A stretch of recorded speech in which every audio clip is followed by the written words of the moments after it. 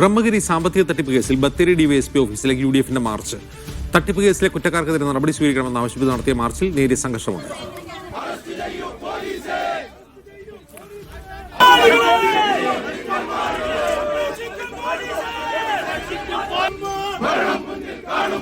ഫൈസൽ നെടുമ്പാല വിവരങ്ങളുമായി ചേരുന്നു. ഫൈസൽ, സംഘർഷം ഒഴിഞ്ഞോ?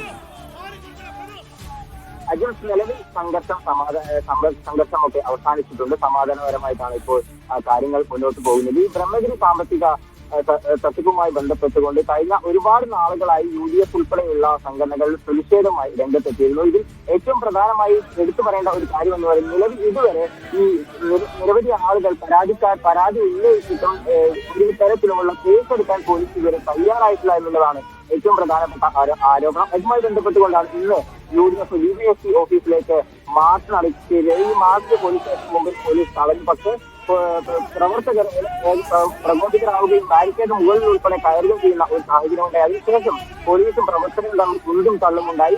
ഏറെ നേരം ഈ ഒരു സംഘർഷാവസ്ഥ നിൽക്കുന്നു. അതിനുശേഷം പ്രവർത്തകർ ശാന്തമാവുകയായിരുന്നു. എന്തായാലും ഈ സാമ്പത്തിക തട്ടിപ്പുമായി ബന്ധപ്പെട്ടുകൊണ്ട് പ്രതിഷേധം തുടരുമെന്ന് തന്നെയാണ് ഇപ്പോൾ UDF പറയുന്നത്. തുടർന്നും സമരങ്ങൾ ഉണ്ടാകുമെന്നുള്ളതാണ് UDF നേതാക്കൾ ഇപ്പോൾ അറിയിക്കുന്നത്.